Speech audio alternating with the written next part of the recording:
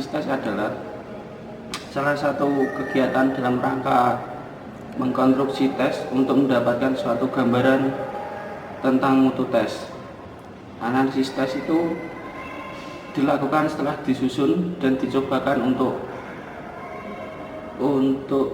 sejumlah subjek dan dicobakan kepada dan hasilnya akan menjadi umpan balik. Analisis tes wajib dilakukan karena itu akan menjadi umpan balik untuk para siswa. Bahasan selanjutnya saya akan membahas dua materi. Yang materi pertama adalah menilai tes yang dibuat sendiri, lalu yang kedua adalah analisis butir soal atau item analisis tes yang dibuat sendiri. Nah, terdapat 4 poin yang harus kita pahami. Nah, yang pertama adalah meneliti secara jujur soal-soal yang sudah disusun. Nah, terkadang terdapat diperoleh jawaban tentang ketidakjelasan perintah atau bahasa, lalu taraf kesukaran dan lain-lain keadaan soal. Lalu yang kedua adalah mengadakan analisis soal atau item analisis.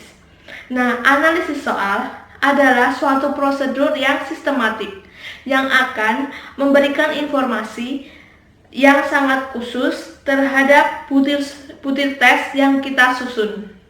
Lalu yang ketiga adalah mengadakan checking validitas. Nah, validitas yang paling penting dari tes yang dibuat oleh guru adalah validitas kurikuler. Nah, validitas kurikuler, kita harus merumuskan tujuan setiap bagiannya, lalu penjelasan secara khusus dan jelas sehingga setiap soal dapat kita jodohkan dengan setiap tujuan khusus tersebut. Lalu yang terakhir atau yang keempat itu adalah mengadakan checking reliabilitas. Nah, tes mempunyai reliabilitas tinggi adalah soal tes yang mempunyai daya pembeda yang tinggi. Yang kedua adalah analisis butir soal atau item analisis.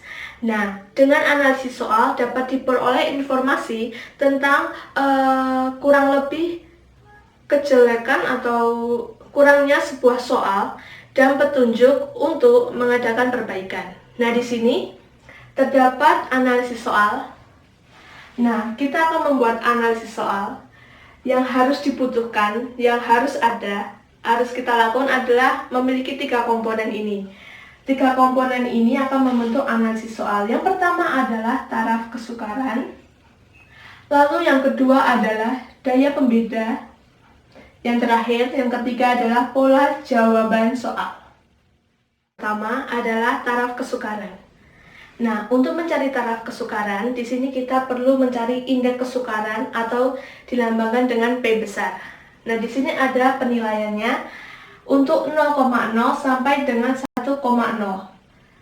Untuk 0,0 itu diartikan sebagai sukar, lalu semakin ke lebih tinggi, lebih besar, 1,0 itu berarti menandakan bahwa soal tersebut mudah. Nah, untuk mencari indeks kesukaran, kita menggunakan rumus mencari P, yaitu P besar sama dengan B besar dibagi dengan JS. Nah, untuk P sendiri merupakan indeks kesukaran yang akan kita cari. Lalu yang P besar ini merupakan banyak siswa yang menjawab soal dengan benar, lalu dibagi dengan JS. Nah, JS di sini merupakan jumlah peserta tes yang sudah mengerjakan soal tersebut. Kedua adalah daya pembeda. Nah, di sini terdapat penilaian yang akan kita gunakan. Nah, di sini ada minus 1,0, lalu 0,0, lalu yang terakhir adalah 1,0. Untuk penilaian minus 1,0 itu diartikan dengan daya pembeda negatif karena nilainya lebih sedikit, lebih kecil. Lalu semakin maju atau semakin ke sana itu untuk 0,0 diartikan sebagai daya pembeda rendah. Nah, untuk puncaknya atau yang lebih tinggi itu adalah 1,0 Artinya adalah daya pembeda tinggi atau dengan nilai positif. Adalah pola jawaban soal. Nah, distribusi tes dalam hal menentukan pilihan jawaban pada soal bentuk pilihan ganda. Nah, dengan melihat pola jawaban soal, dapat diketahui yang pertama adalah taraf kesukaran soal, yang kedua adalah daya pembeda soal, lalu yang ketiga adalah baik atau tidaknya pengecoh atau distraktor.